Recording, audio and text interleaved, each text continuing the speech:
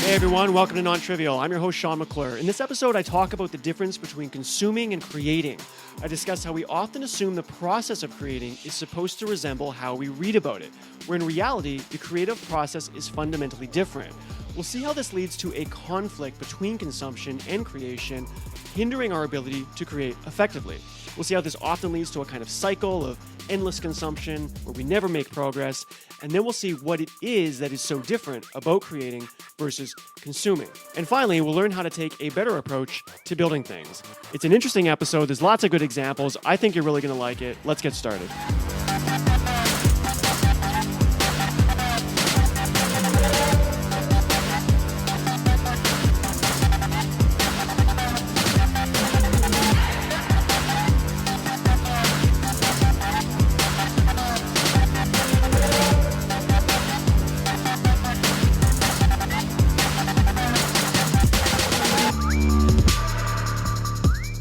Okay, so in this episode, I'm talking about the difference between consuming and creating, specifically how we cannot create the way we consume. And I think this is an assumption we often have, even if unknowingly. We tend to believe that the process of building things is supposed to resemble how it was presented to us when we were consuming information related to the thing we are building. So for example, if I wanted to build a house or compose a piece of music or create an application, I likely spent a fair amount of time consuming or reading about those things. And then when I go to approach the process of doing it myself, of building the thing, I'm going to believe that that process is going to somehow resemble the way I learned about it. So I'm going to talk about that difference between the way something is presented to us when we read about it, when we watch a video, when we consume information, versus how we go to attempt to build the thing ourselves. And at the heart of that difference is this. There is a difference between providing a solution to a problem and wrapping a problem around a solution. So I'll say it one more time. There's a difference between providing a solution to a problem versus wrapping a problem around a solution. And if that doesn't make sense yet, that's fine. That's something I'm going to expand on as I go through this episode using examples. But I just want to kind of put that in there right now as an anchor and then expand off it going forward. But I'm going to argue that one of those, providing a solution to a problem, is what occurs when we consume information, and the other one, wrapping a problem around a solution, only occurs when we create something.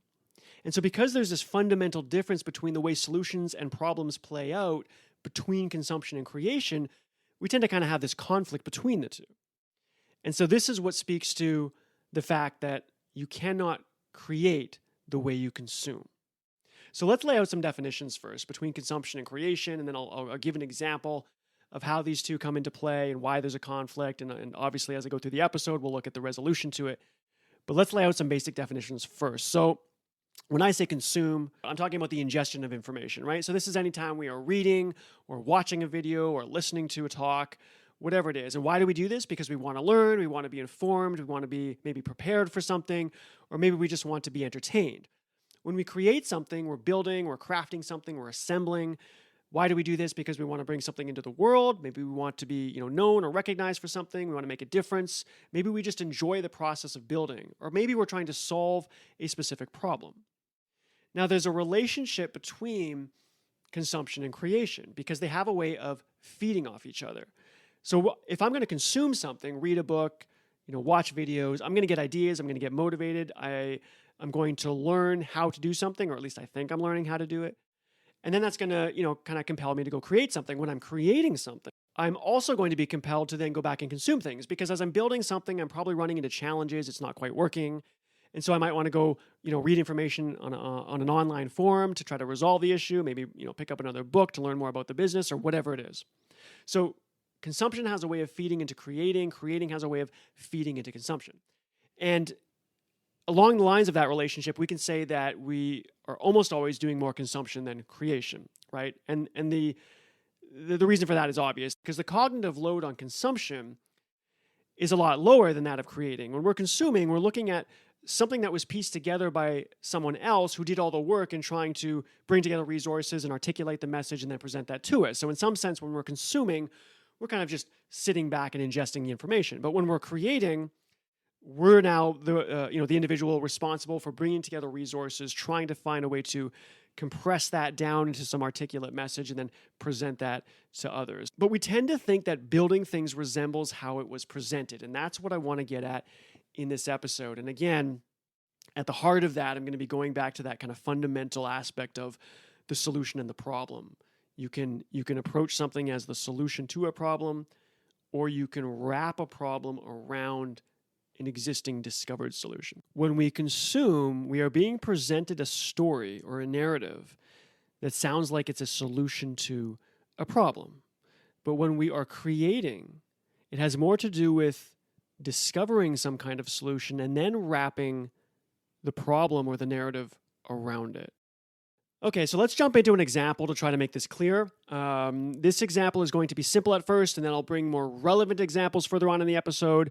But I want to frame the problem simply at first. So here's my example. It's going to be pool trick shots. So pool, as in billiards, I'm talking about the game where you're shooting the white ball with a cue and it's smacking other balls and going into pockets. But I'm not talking about playing the game against an opponent. I'm talking about individuals that do trick shots. So if you go onto YouTube and you put pool trick shots or something into the search engine, you'll see these individuals that set up these really fancy shots and they hit the ball. It hops and it does these funny little curves and it makes other balls kind of bounce in random directions or seemingly random directions, but then it lands at a specific predetermined destination, the white ball or the other balls or whatever it is. So these are fancy, tricky shots.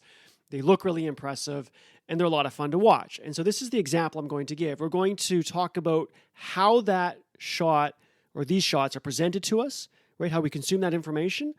And then I'm going to talk about trying to do that ourselves, going off on our own and creating our own trick shot. So first, let's talk about how we would consume this information. When we're looking at these videos, how are these trick shots being presented to us?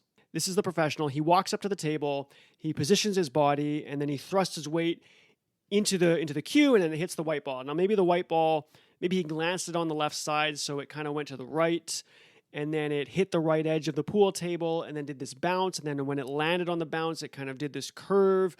And then it curved into maybe a bunch of balls that he had set up towards the center of the pool table. And those kind of explode out. And then maybe some of those go into the pockets. And then the white ball maybe lands or rests perfectly in the center after all is said and done. So I'm just making up some kind of trick shot. You can kind of envision something yourself. But basically we have someone walking up to a table with all these obstacles. He takes the shot. Somehow that ball is maneuvering in and around those obstacles, and it does neat little spins, and then it comes to some final resting position. Obviously, it takes a lot of talent to do something like that, and it looks really neat. So now it's my turn. I'm going to go off and try to create my own trick shots. I've been watching these videos, seeing the guy do these trick shots and maneuver around all these obstacles. It's inspiring. I'm getting some ideas. I want to do this myself. I want to create my own videos, present it to other people. So I'm going to create my own trick shot. Now, how am I going to do this? Well, I'm going to assume that the process of me creating my trick shot is going to somehow resemble the trick shots I've been observing in the videos. I mean, that seems to make sense. We saw the guy approach the table. He had this kind of arrangement of obstacles, and then he did this shot that he obviously got good at through practice. So I'm going to do that same thing. Let's come up with an interesting arrangement of balls that are kind of acting as obstacles or some kind of interesting pattern, and then we'll do some neat trick shot. So I'm going to take a number of the balls from the game, and I'm going to arrange it as a star shape in the center of the table. And let's see, what am I going to do? I'm going to try to glance the ball kind of at the left. It's going to take off to the right, and then I'm going to try to make it bounce a little bit. But then when it lands, it's going to spin and go into the star, and then when it hits the star, it's going to explode out. And let's say each point of the star is going to, as it explodes, end up in one of the pockets, right? Each of those points is going to end up in a pocket. And I think that's going to look really impressive, right? I'm taking the shot, it's doing some bounces and curves, it hits a star, it explodes, and the points go into the pockets. And maybe my white ball ends up in the center of where the star was at the beginning. That should look really impressive. That seems to make sense as a trick. It might look, kind of similar to the ones I was observing in the videos, so it seems like we're good to go. And again, the way I'm approaching this, the process that I'm using seems to kind of resemble how I've been consuming the information, the videos that I've been looking at, because I'm going to approach the table. There's going to be a setup of patterns or whatever of balls that I've set up and obstacles, and I'm going to do a shot that maneuvers in and around those obstacles and has some kind of impressive ending. So it looks like the same thing. Now, there's no reason to believe I'm going to be good at the shot at the beginning. Obviously, I'm going to have to practice this. I'm assuming that the people who made those videos that I'm looking at also did a lot of practice to get their shot really good. So I'm going to have to practice this maybe for weeks and months. I don't know how long, but I'm going to approach the process of creating the trick shot in a way that resembles how I consumed that information, the videos that I was watching. Now, how do you think that's going to go? Well, there's a good chance that that shot's not going to really work out. Why? Well, I have no reason to believe that this shot even makes sense. Okay. I'm envisioning that there's this star in the middle, and I'm kind of assuming I can explode that star out, that the points could end up in pockets. And I'm also assuming I've got some kind of weird curve and hop to the ball that occurs prior to when it eventually hits the star and explodes and all this stuff. But there's no reason to believe that that shot's even possible. Now, I could technically try to study some of the physics beforehand to see if the shot makes sense, but that's only going to work to some extent because there's all kinds of randomness that comes into play, right? The ball isn't perfectly spherical. I've got to, hit it at the exact glancing angle. There might be divots in the pool table. And what if I wanted to do this, trick at a competition where it's not my own pool table? You could probably only work out those physics so much. So there's no real reason to believe that this trick is necessarily going to even work. So chances are, I do this setup, I'm trying to get this shot, I'm practicing this shot, but it's never really, kind of converging to a solution. It's never really resolving. So I'm probably going to start to change the arrangement a bit. Okay, maybe the star shape was a stupid idea. Maybe, I don't know, maybe I'll do it more like a square. I think that's kind of one of the examples I saw in the video. I mean, again, I'm trying to create my own trick shot.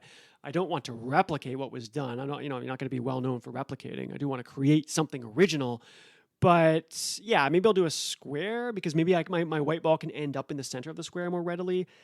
Can I get a square to explode? Does that even make sense?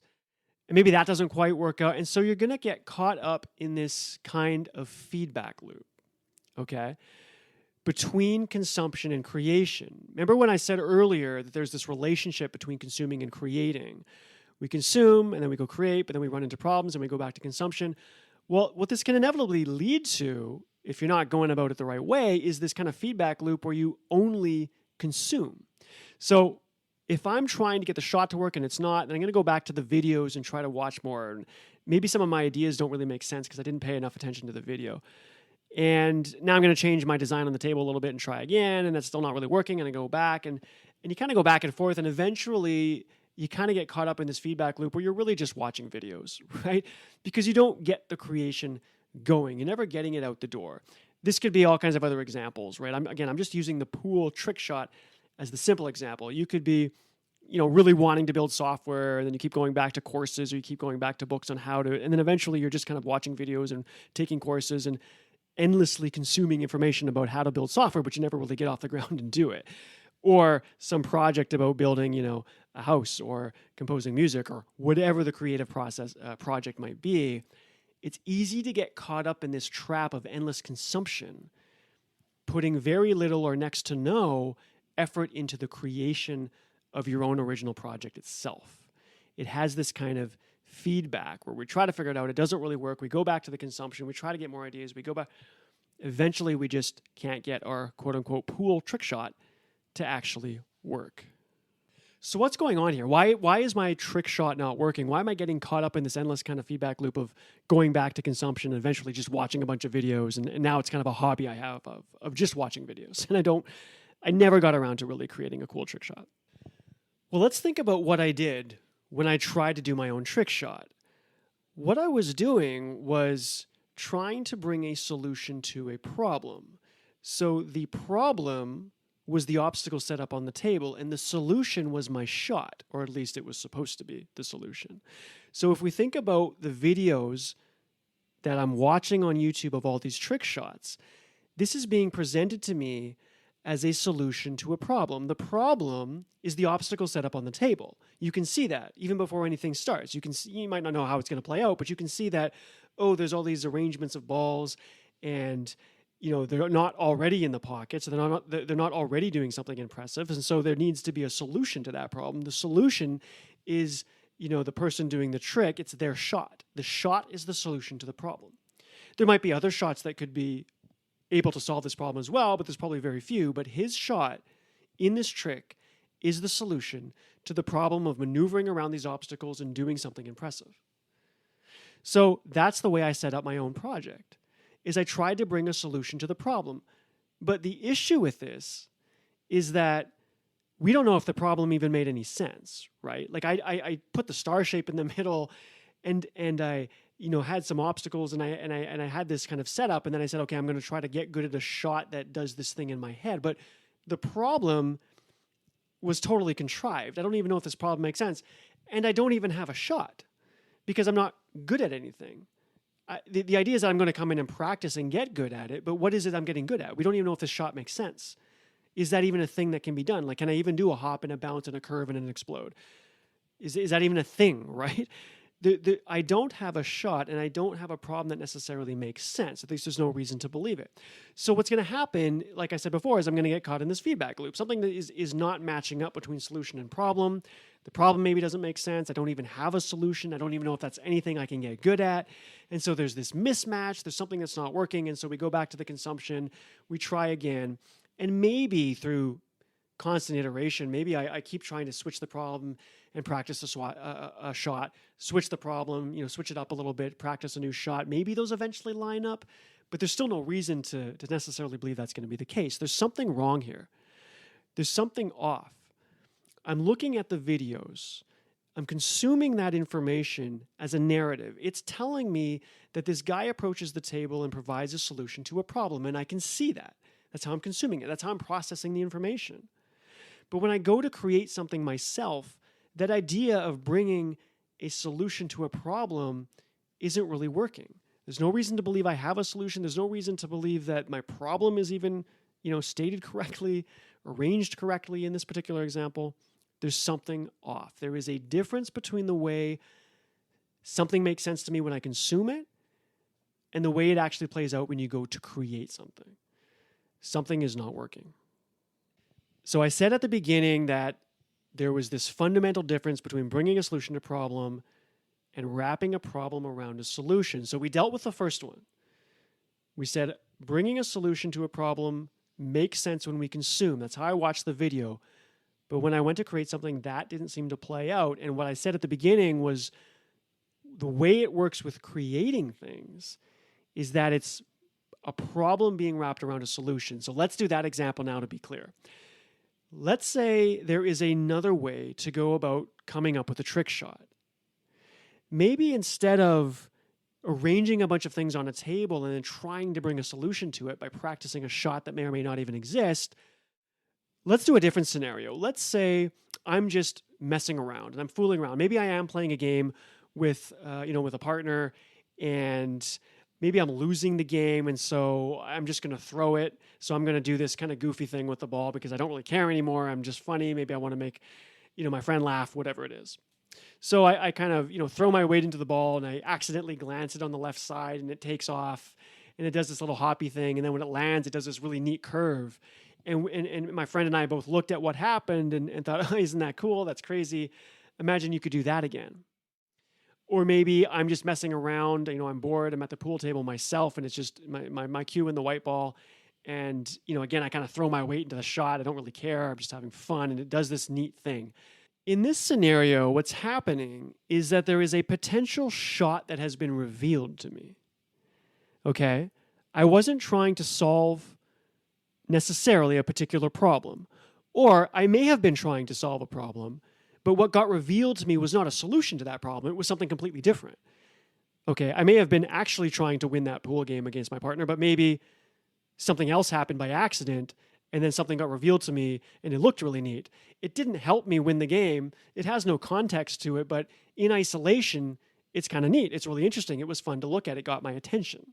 So what can I do with this? Well, maybe my friend who's watching me play and mess around and kind of, we have this shot revealed to me by accident.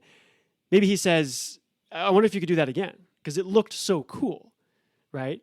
It looks really neat. Imagine you could do that again. So maybe I keep practicing and maybe I don't do it there, but maybe I go off on my own and be like, I want to try to reproduce that shot.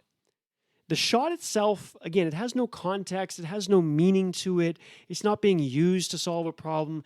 It just in and of itself looks really cool. It looks really interesting. It would be great to be able to reproduce it. So I'm going to go home and I'm going to practice that shot. I kind of remember what I did when I messed up, right? Not exactly, obviously, but I kind of. So I'm going to try to build the muscle memory around that. see if I can kind of glance it more deliberately on the left this time and have it do that bounce and have it do that spin and do this neat thing. And let's say I eventually do get good at that. I'm able to reproduce this shot that I discovered by accident that was kind of revealed to me. I was solving an entirely different problem, or I was even just having fun and messing around, but it got revealed to me and now I can reproduce it. Now, this is neat. This is great. But what am I going to do with it? I mean, it's not really that interesting to just hit a ball all by itself and have it do this thing. It looks interesting, but you're not going to go enter competitions doing that. You're not going to, necessarily put a video together because it's not really, it's got no context, it's got no story, it's got no narrative around it. So how would I build one? Well, why don't I put obstacles on the table wherever the ball is not? Why don't I put obstacles on the table wherever the ball is not? In other words, I know I can take this shot and I know it looks really neat. Well, there's places where this really cool shot goes and there's places where it doesn't go. So if I were to put quote unquote obstacles wherever the ball doesn't go, what is that going to look like when I go to present it to someone? It's going to look like I take a trick shot, right? Because again, I have a shot. It got revealed to me. I understood the properties of the shot. I practiced it until I was good at it. It wasn't a solution to anything, but I can put a problem around that shot. I can put obstacles on that table where I know the ball is not going to be because I know how it curves. I know how it bounces. I know all the little hops and the little things it does because I got good at the shot. So I can go put what looks like obstacles. I can, range balls. I can maybe put, little soda bottles and levers. I can do whatever I want on that table because it doesn't matter because I know the behavior of the shot that I got good at. But when I go to present it, think about the person consuming that now. What are they going to see? Okay, so I just want to be clear what I'm doing. I had a shot revealed to me because I was messing around, I was having fun, or I was trying to solve an unrelated problem, and it got revealed. I did it by accident, and then I decided to get good at that shot. It's out of context. It doesn't have any narrative around it. I just got good at that shot in isolation. Now, by itself, it's not interesting, but if I start putting things on the table where I know my really cool shot does not go, then it's going to look like my shot is deliberately maneuvering around those things. So I could make a video out of that. I could make that into a trick shot. And when people are watching the video, they're going to see the same thing I saw when I was watching videos of that trick shot. They're going to see me approach the table. They're going to see all kinds of obstacles set up on the table, different balls arranged in a really neat pattern, whatever it is. They're going to see me throw my weight into the cue, hit the white ball. The white ball is going to move, in and around some of those arranged balls. It's going to do a hop and it's going to curve around. Maybe it's doing an arc and it just seems to seamlessly somehow maneuver around, maybe some things that I placed on the table or the arrangement of balls. And then it lands and it does maybe an exploding thing. And then it comes to some final resting position and it looks great. Again, they are consuming my video as a narrative that has me walking up to a table with prearranged obstacles and me having this shot maneuver in and around those obstacles in a way that looks like a very impressive trick shot. So in this scenario, what I have done is I did not bring a solution to a problem because I never had the problem to begin with. I only had this shot revealed to me. What I did was I wrapped a problem around a solution. I made a discovery by serendipity, got good at it, understood its properties, was able to reproduce it, and then wrapped a problem around it. So can you see the fundamental difference between how I created something and how it gets consumed? The way I go about creating that trick shot is fundamentally different than how it's going to get consumed by someone else. Now, you might say, well, it seems almost kind of fake, right? I mean, is that even really a trick shot? But you have to understand, people can only process information as a linear narrative. My discovery process was very nonlinear. It was messy. It occurred by accident. It would be very difficult to actually paint a picture or a story or a narrative of that to someone else. I mean, it would be pretty much nonsensical, right? I mean, what am I going to do? Talk about how, oh, well, if you want to get good at trick shots, you got to mess around. You got to focus on one problem, but it's going to be the wrong problem, and then you just keep doing it. And eventually someday something might pop out at you. And then when it does, make sure you grab a hold of it and get really good, and then it would just be this weird, nonlinear, out of order story that probably wouldn't sound very interesting. People don't process information like that. They have to have a linear set of events that make sense when they consume that information. They need to see the table with the obstacles, the person approach it, and then take a shot that maneuvers in and around it and does something neat. That's how we consume information. That's how a story makes sense to us. That's how humans process things.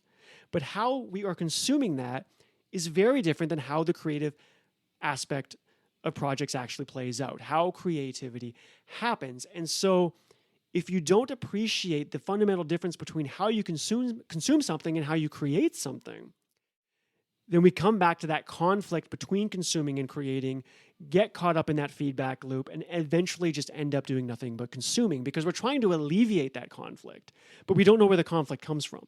So we keep reaching into the consumption to try to resolve it. Maybe if I read more, maybe if I watch more videos, I'll figure out how to take this linear narrative process and put it into my creativity.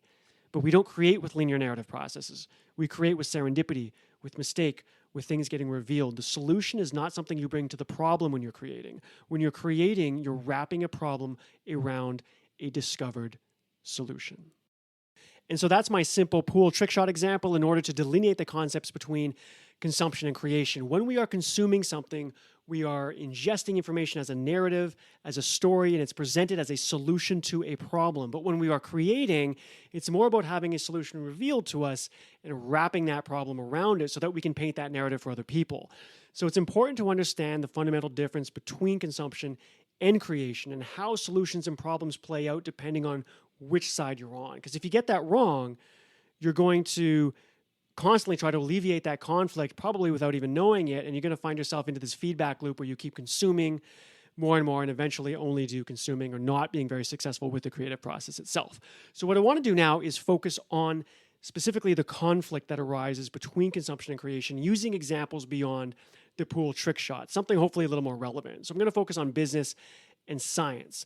So let's do that now. Let's jump into a business example. So let's say we have an individual who is trying to create their own business. We can use the crypto security software girl that we had in the previous episode. If you were listening to that one, this girl was developing crypto security software, and let's say she's going to create her own company. That the technology is related to file sharing, doing it in a secure way that runs on top of a crypto security platform. I mean, the details don't really matter, but let's just say this is her thing.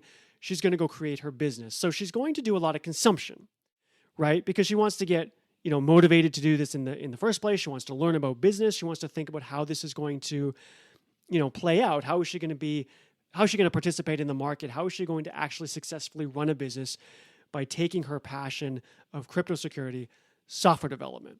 So she's going to be probably reading a lot of business books, right? That would be an example of doing a lot of consumption. So any local business store has a business book section. These are business leaders who are writing about how to go about running a business or what you should focus on. Maybe it's the business plan. Maybe it's about how to run a team.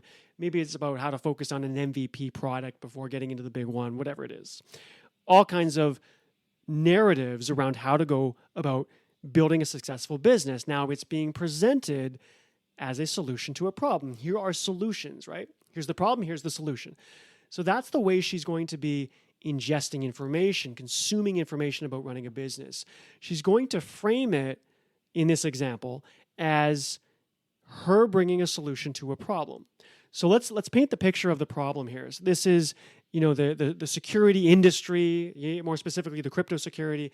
There's this problem of trying to share files in a secure fashion, and she believes she has a solution to that. So that's kind of the narrative that she's operating under. She wants to go bring her solution to the problem, and that's her business. So let's say she jumps in and she starts building her team and she starts working on her product, and she's starting to reach out to potential clients who have the problem that she thinks she has a solution to. And now the usual challenges are going to start arising. Maybe there's people on the team that aren't quite gelling. Maybe the clients are starting to get upset because the solution isn't really doing maybe what it said it was going to do, or maybe the client themselves didn't really outline what their needs were that well, or she didn't capture them that well. Maybe the product itself has a few bugs that need to get resolved. I mean, this is all about, running business, and these are the usual challenges.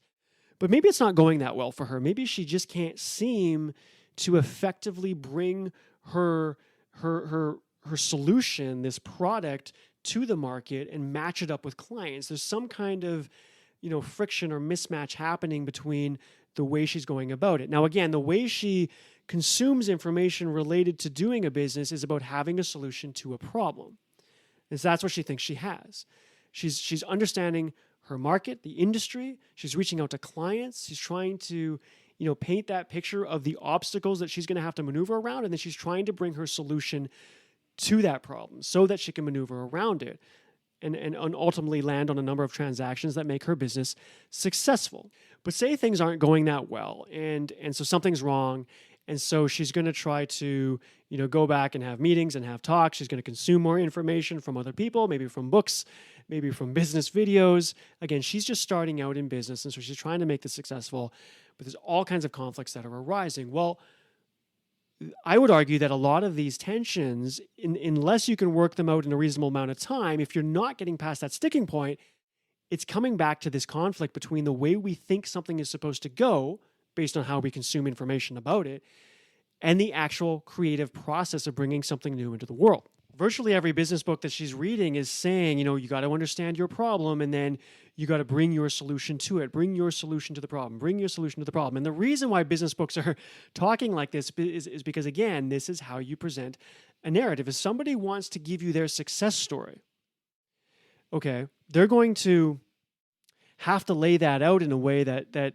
says, well, look, there's this industry and there was this problem, and I had a solution, and I was able to bring that solution, and here's how it went. They can talk about trial and error. They can talk about, happenstance and serendipity and stuff like that, but it's still being portrayed as though there was this outstanding problem in the world, and this was the solution. And because, this person was able to resolve that problem with the solution, or aspects of the problem with that solution, it ended up being successful, and then blah, blah, blah, and it took off. That is how the story gets presented. That's how all the stories get presented to us. They are as solutions to problems. And so we tend to take that same process into our creative projects and then inevitably end up with this mismatch that I've been talking about. So that's what she's doing here. Again, she's just starting out. She's reading all kinds of books about solutions to problems, different ways of doing it, but it's still a solution to a problem. There's still some market, some industry, some set of challenges, some set of obstacles, and then people that are maneuvering around it using different strategies, using different tricks, different concepts, different approaches, different techniques, whatever it is. It's solutions to problems, because that's how we have to ingest information. That's how we consume it. That's how we understand a story.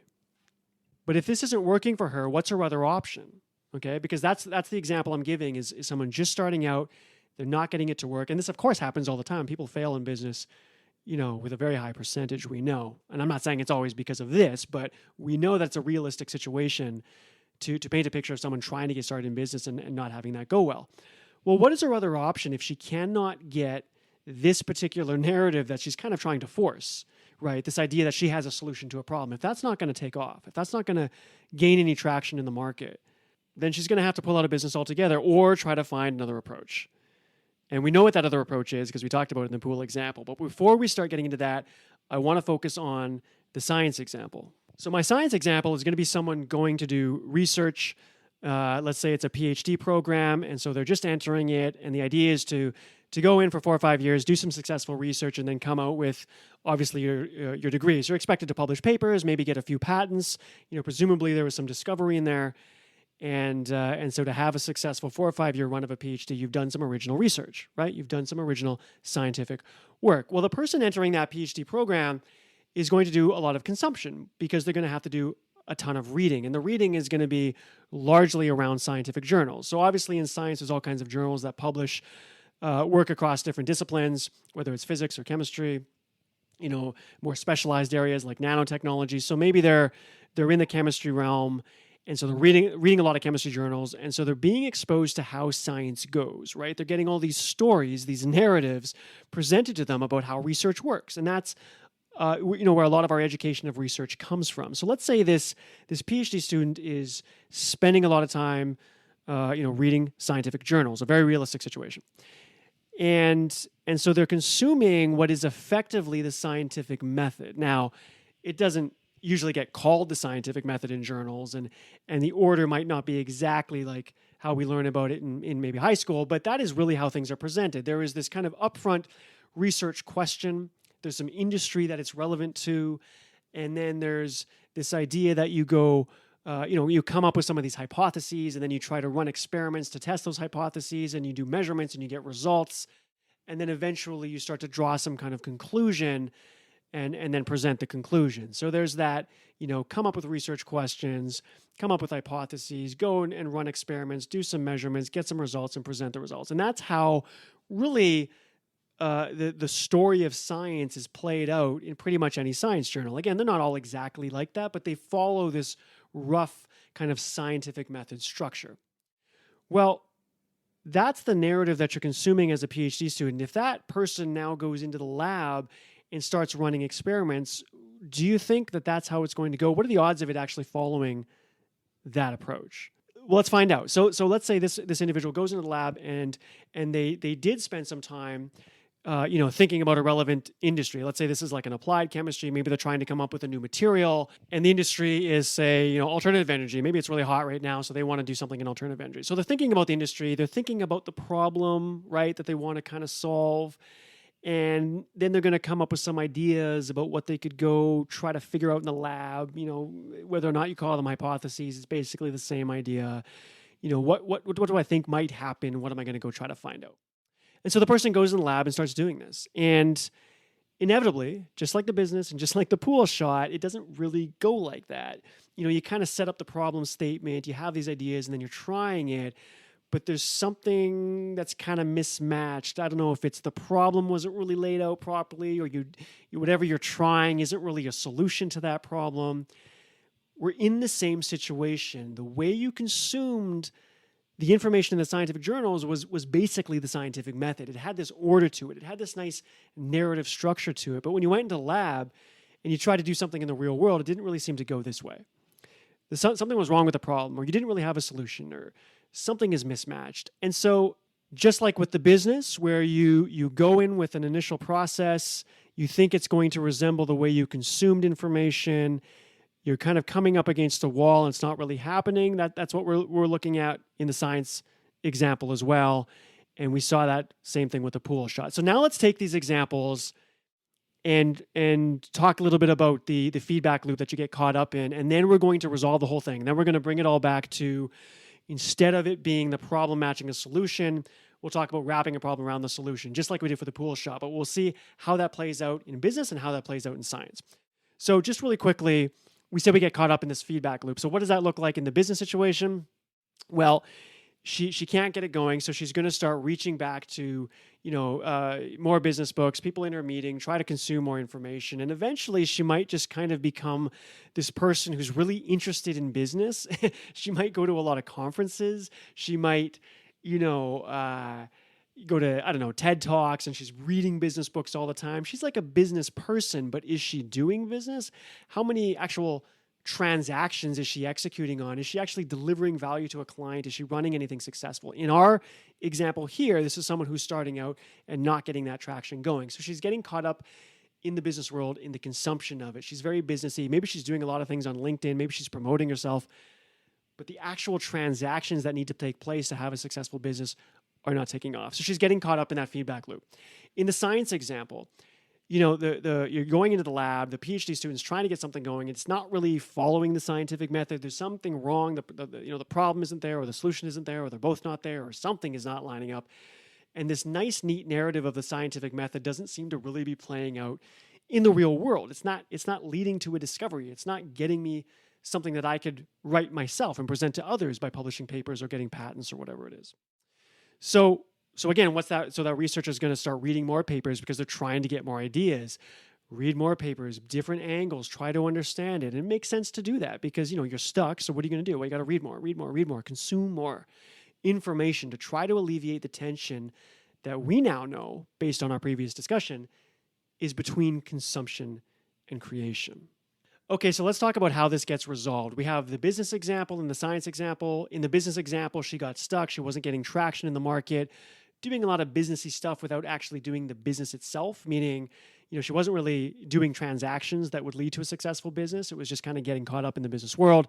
And so she starts to just consume. In the case of science, the researcher wasn't having a lot of success by trying to approach science using the scientific method the way that they would have consumed that information by reading scientific journals. So they got to the sticking points, and then they kind of get caught up in this feedback loop. She's going to keep reading business books and going to conferences. The researcher is going to continue to read scientific journal articles, trying to, get exposed to the right idea or try to come across something that might allow them to bring a more effective process into the lab. But it eventually gets to the point where you're just really stuck. And so either you drop out of business or drop out of the PhD program, or you think of an alternative approach. You switch it up. And we know what that switch up is because we dealt with it in the pool trick shot example. We said that instead of trying to bring a solution to the problem, which is how the pool trick shots were presented to us in the videos and wasn't really working, we said, what if there was just, paying attention to a really neat shot that was discovered in a way that was unrelated to the original problem we were trying to solve. Maybe we were playing a game, but then we did something by accident, or maybe we were just fooling around on a table, or maybe we were trying to throw the game. Again, something got revealed to us, and then we tried to understand it and replicate it and get good at that thing in isolation, and then wrap a problem around it, right? Put the obstacles on that pool table so that the shot that you're already good at ends up looking really good among those obstacles, right? Wrap the problem around the solution that was revealed to us. So what does that look like in business and science? So in business, perhaps the crypto security software girl who originally had what she thought was a solution to what she thought was a real problem is doing all these other activities and has something revealed to her. Maybe she's working on her super secure file sharing technology that, again, that was the goal. That's what she was going to do with the solution she was bringing to the world, to what she thought was a problem in this industry. But something at the deeper levels kind of got revealed to her about cryptography. Now, I don't know what it is. It could be anything.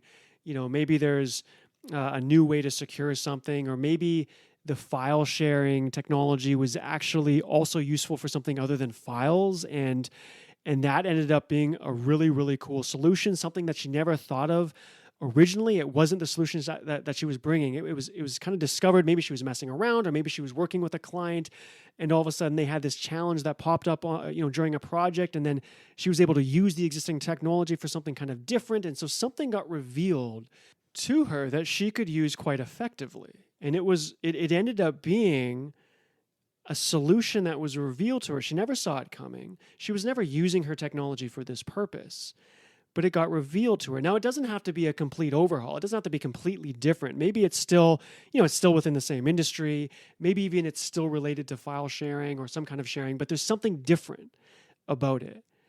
Well, what she should do is focus on that shot.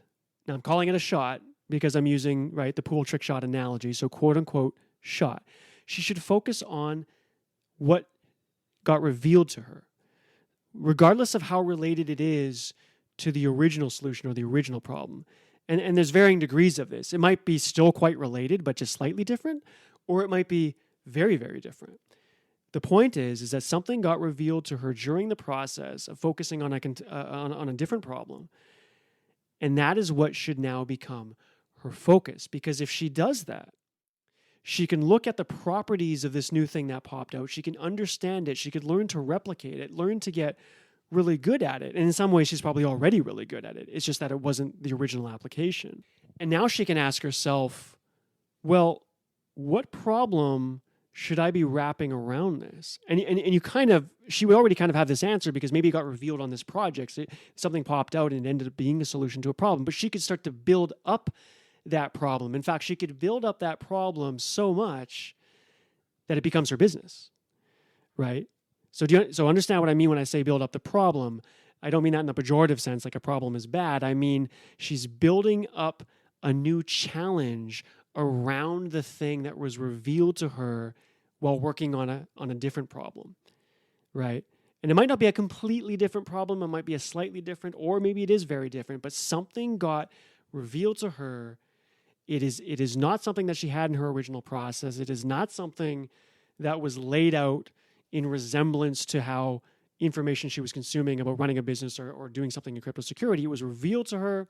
It kind of popped out. Now she's focusing on it, and she can build the problem, the challenge around that discovery, which is in this scenario really saying build the business around the scenario, because the business is her solution to a given problem, and she has the solution that was revealed to her. So if she wants to build a full-on business, then she should be building challenges around that solution, just like you are putting obstacles on a pool table around the thing that you know works.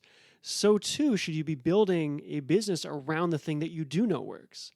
So again, when you're reading a lot of business books and you're trying to get started, you might think you know how this is going to go. You might think you have the solution. And so you're going to just go find that industry, and then you're going to try to play in that industry with what you think is a solution. And again, that's probably how you're going to start regardless, because that's how you have to start.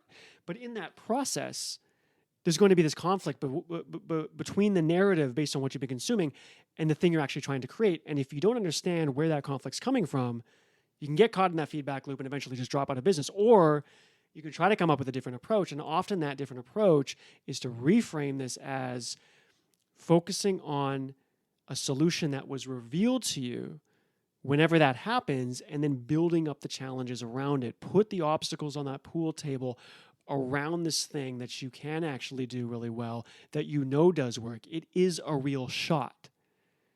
It is a real shot. The original thing that she went into business for was not a real shot. She didn't know that.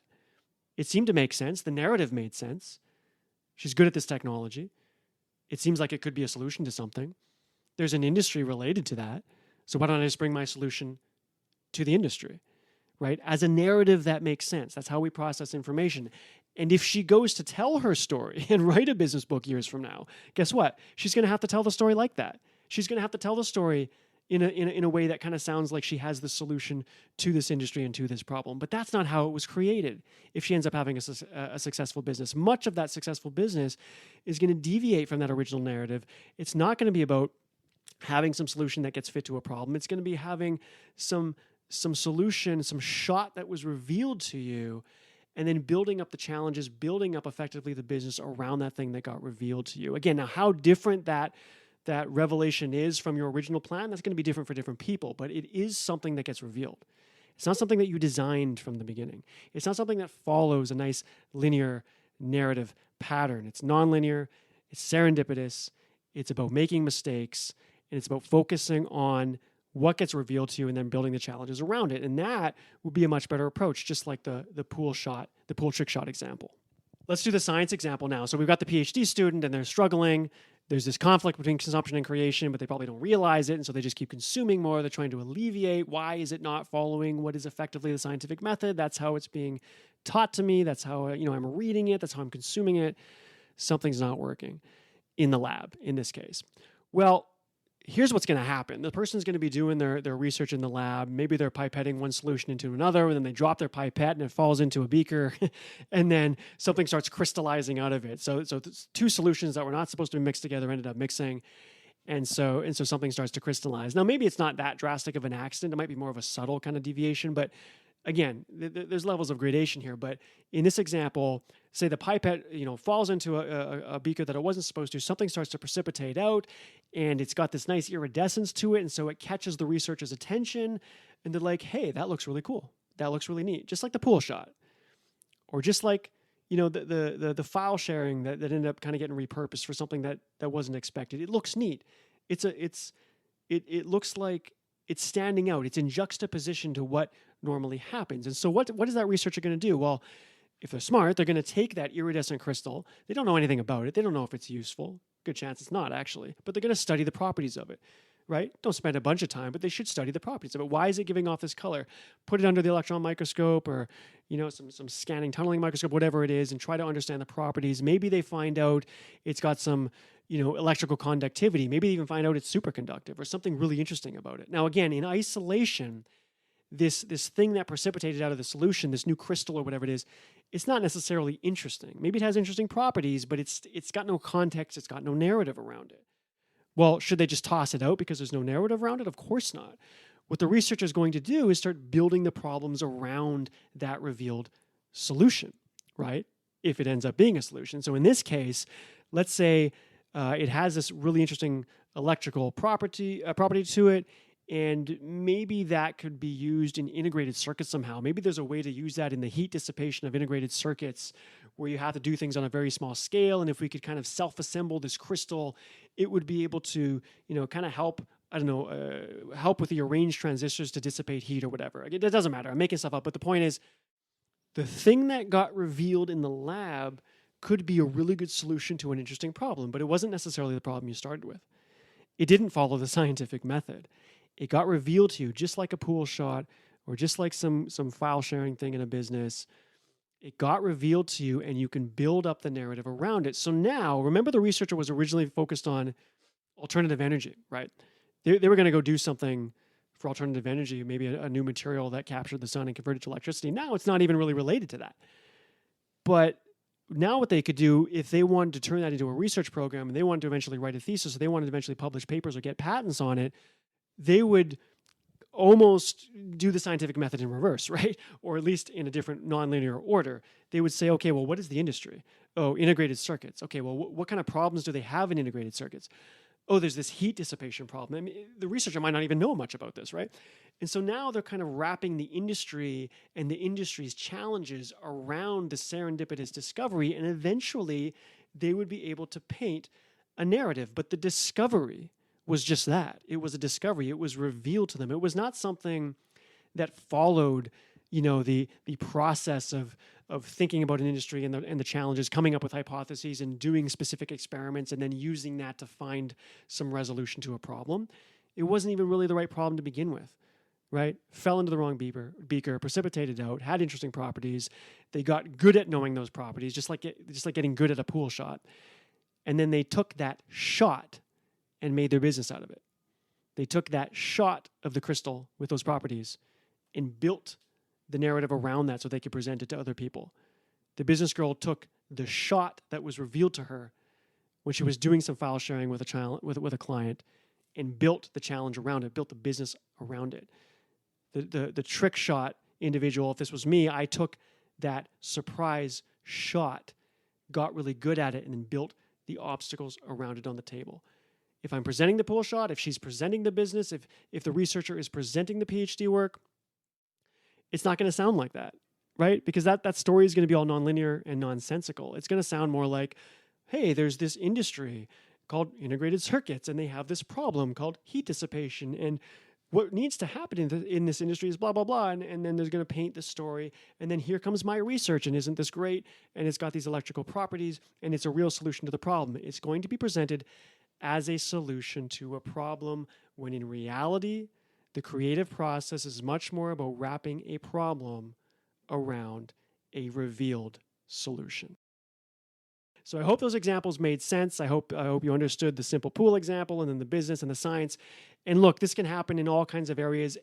Really, any creative process, I believe, is going to have much more to do with having something revealed to you and then wrapping the challenges around that so that you can present it to other people. It's not going to follow how we consume information. Again, that is how we have to consume information. That's how we process it. It's very hard to tell a realistic story about creativity, okay? It's very difficult. People want nice, linear, end-to-end stories that make sense. They want to hear that it's a solution to a problem. In fact, we have to hear that it's a solution to a problem. That's the way we process it. But your creative effort isn't going to play out that. So you need to appreciate the difference between how you consume and how you create. The difference between bringing a solution to a problem and wrapping a problem around a solution. And so that's going to play out in all kinds of ways. So my advice going forward is to don't be so concerned with trying to map the consumption to your creative process. I'm not saying don't go read books. Of course, go read books and go get motivated, go watch videos. This is going to probably get you started in the first place. In fact, even go ahead and take the initial narrative process into your creativity at the beginning, because it's probably the only way you're going to get started, right? It's very hard to understand. You're not going to know when something gets revealed to you. You have to have a narrative just to begin, but the purpose of that narrative is to be destroyed. Okay? So go ahead and take the scientific method in. Go ahead and think of an industry, think of a challenge, come up with some hypotheses, and go get yourself measuring in the lab, because you got to go in the lab, right? Whatever your lab is. You got to go on the chalkboard. You got to go start that business. You got to start trying to build the software, create the piece of music, build the cottage, the house, whatever it is. And if you had no plan whatsoever, there's a good chance you just wouldn't get started. right? I'm not saying just go do anything random. Go ahead and take that quote unquote scientific method into what you do, but understand that it's going to get destroyed. There's going to be a deviation from that process. And when that deviation occurs, you need to pay attention, because that's probably a shot getting revealed to you. And that's what you're hunting after. You're trying to find your shot. You don't know what that is at the beginning. It's going to get revealed. And once it does, you need to start wrapping a problem around it. Your final narrative that you present to someone, you can't know what that is. You're not going to know what that is, but you can arrive at it. So go participate, get engaged, appreciate the difference between consumption and creation.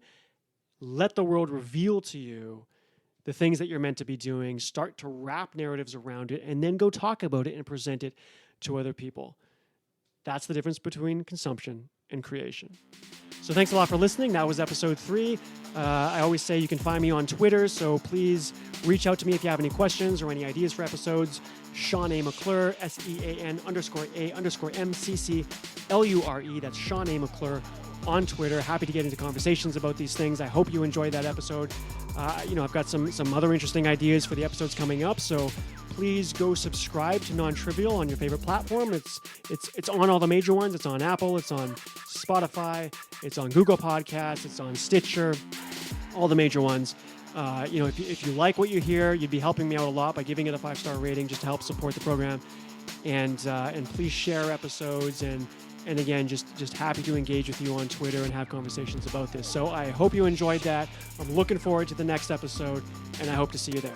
Take care.